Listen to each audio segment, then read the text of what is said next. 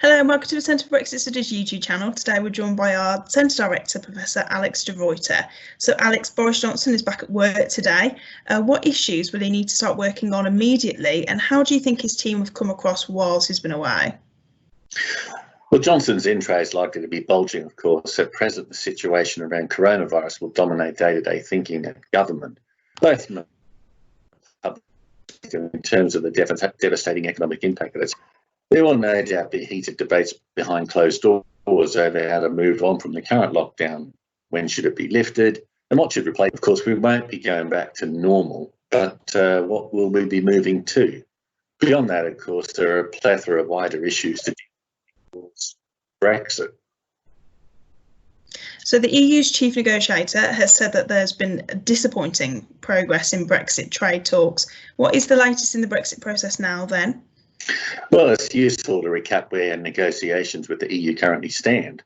With face-to-face negotiations having been suspended due to the coronavirus outbreak, with Chief Negotiator for the EU, Michel Barnier, of course, having tested positive for COVID-19, but now recovered, not as bad as Johnson, but the same thing, of course, video conferences in the week beginning April the 20th, which of course was last week, and May the 11th and June the 1st was substituted.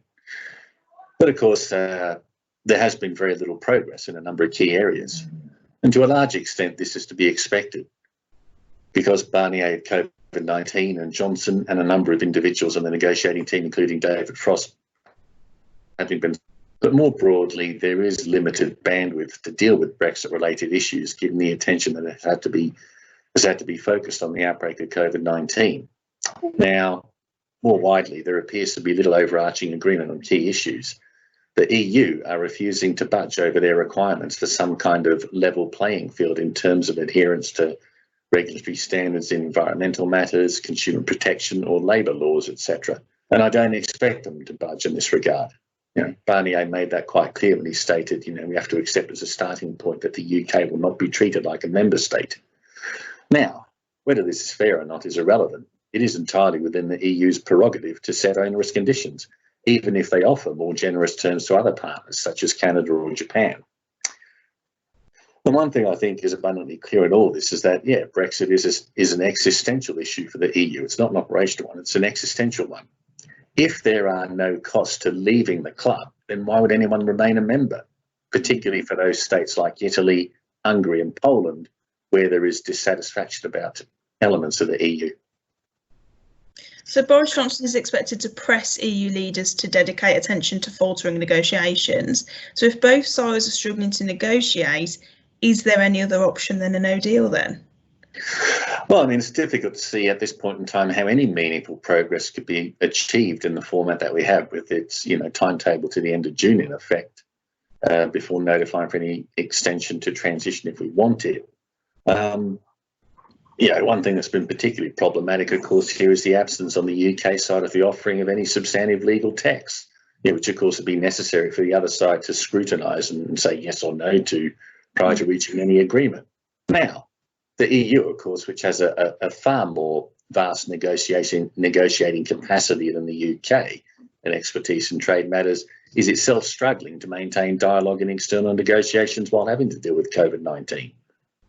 And therein is a key problem with negotiations that leads me to doubt the UK's sincerity in wanting a trade agreement, in that it purports to be sticking to an impossibly tight timetable, a trade agreement in place by the end of this year, and with not wanting to offer any extension to the transition period, of which we have till the end of June to declare yes or no to. It hasn't provided any legal text for its stance on areas like fishing for EU negotiators to pore through.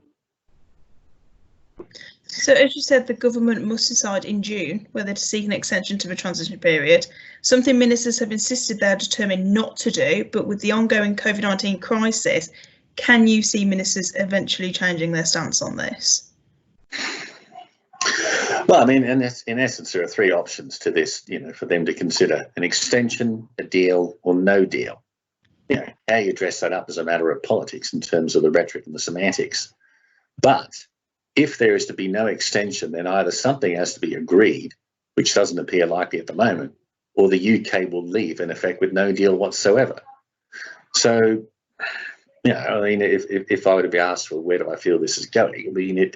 It does look to me, though, that the UK government, perhaps to emphasise, doesn't appear to be serious about pursuing a post-Brexit trade deal with the EU. Although never say never, but I just find these timetables exasperatingly tight. I mean, Barnier's picked up on this. He sees this as very ambitious, to say the least.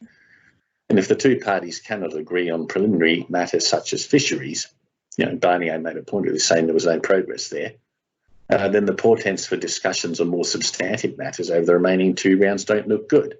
And let me point this out: the EU will never conclude a trade agreement with the UK that doesn't adhere to these level playing field provisions.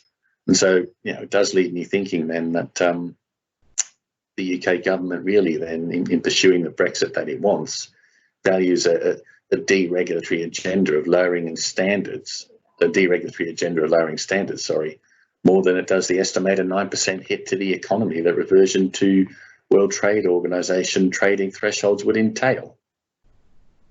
Thanks for joining me, Alex. You're welcome.